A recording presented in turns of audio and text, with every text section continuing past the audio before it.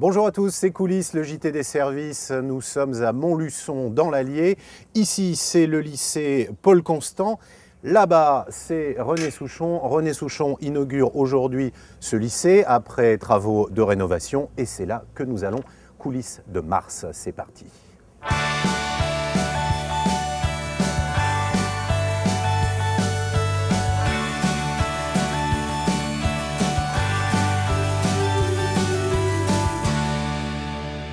Au sommaire de cette édition, la grande migration informatique dans les services avec le passage à Office 2010. Ici, au lycée Paul Constant, un agent qui partage sa passion avec les élèves. Et puis le portrait, celui de Jean-Marc Callois.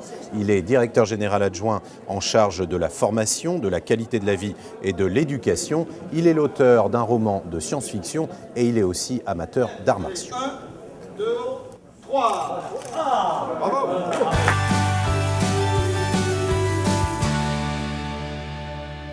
Jean-Marc Callois conçoit son éthique professionnelle comme un savant dosage de rigueur, d'humanité et d'écoute, pour mieux cerner et disséquer ses missions, la formation, la qualité de la vie et l'éducation. La direction formation, qualité de la vie, éducation, c'est un nom un petit peu à rallonge, mais qui a un fil conducteur qui est très clair et qui traduit les objectifs politiques de la collectivité, c'est de rassembler l'ensemble des interventions qui visent l'épanouissement de l'individu dans toutes ses composantes, à savoir la recherche d'emploi bien sûr, mais aussi tout ce qui relève de son épanouissement personnel et qui va ensuite rétroagir sur l'attractivité de la région, la cohésion de la société et, in fine, aussi sur l'économie. Quant au développement personnel, Jean-Marc Callois l'exprime sous toutes ses formes, recherche en économie, intérêt pour la science-fiction et l'anticipation.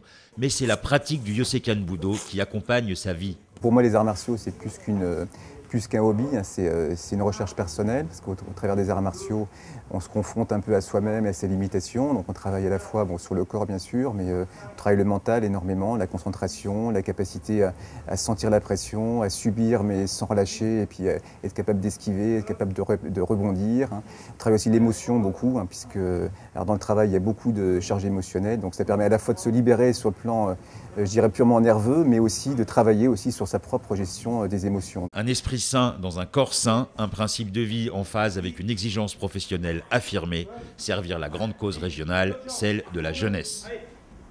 Regardez bien, c'est Annie Berton. Annie Berton aime partager sa passion. Elle est en charge. Qu'est-ce que vous faites d'ailleurs, Annie, vous, ici? Entretien de tout le lycée et des équipements sportifs. L'entretien donc du lycée et des équipements sportifs. Elle s'est occupée de l'espace vert que vous allez voir dans un instant.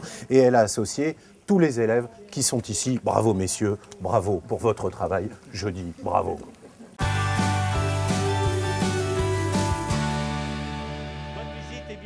Satisfaction et fierté, c'est ce qu'affichait le proviseur du lycée Paul Constant de Montluçon accueillant le président Souchon pour l'inauguration de l'établissement rénové. Satisfaction pour l'ensemble des travaux et fierté de l'implication de tous, enseignants, territoriaux et élèves.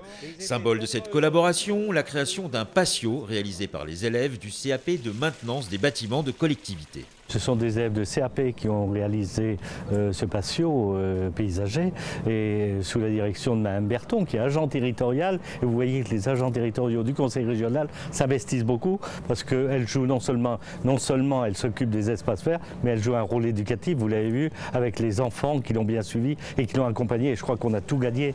Une bonne moitié d'année scolaire consacrée à la réalisation de ce patio, créant des liens privilégiés entre enseignants, agents territoriaux et élèves, pour un résultat qui va bien au-delà de la traditionnelle pédagogie.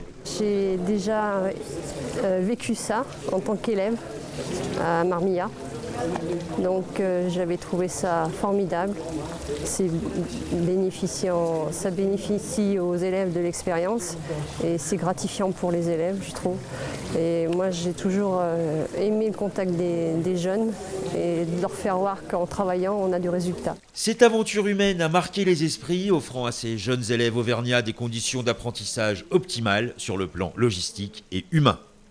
Dans l'actualité, la remise des premières cartes jeunes Auvergne Nouveau Monde, c'était le 24 février à la Caisse d'épargne de Croix-Néra. Il y avait une vingtaine de jeunes ce jour-là, mais en réalité, plus de 6000 sont déjà inscrits sur le site cartejeune-nouveaumonde.fr et eux aussi ne tarderont pas à recevoir leur carte et l'aide financière qui va avec. En ce moment même, au lycée Paul Constant à Montluçon, René Souchon remet les médailles du travail. 16 agents concernés par des médailles d'argent et de vermeil qui correspondent à 20 ans et 30 ans de service dans la fonction publique. On file au CDI parce que la visite continue.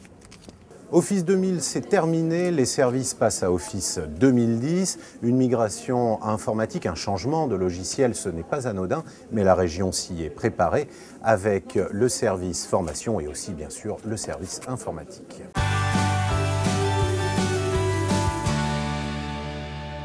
C'est la grande migration, le passage d'Office 2000 à Office 2010 pour tous les agents du siège.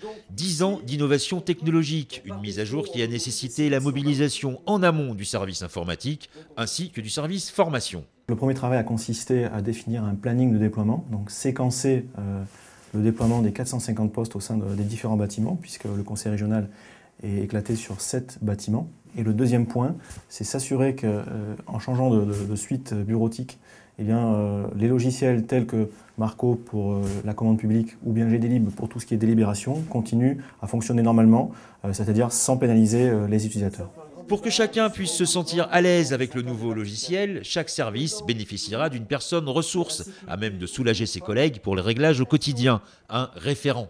Au sein des DGA ont été identifiés des référents, donc c'était des personnes qui étaient déjà au départ plutôt à l'aise avec la bureautique. Donc il y a 34 référents qui ont été identifiés au sein des DGA et qui suivent une formation actuellement de 2 jours sur les 4 logiciels, donc Word, Excel, PowerPoint et Outlook. À charge pour les référents de partager leur expertise avec leurs collègues, le service formation proposera aussi une session complémentaire courant mars aux agents qui en ressentiraient le besoin. Coulisses de mars, c'est terminé. On se retrouve le 15 avril sur l'intranet de la région. Salut à tous. Ça va ce bahut, c'est bien ou pas? Nickel, tout neuf, parfait. Tout neuf, hein? Vous avez vu le jeune est content.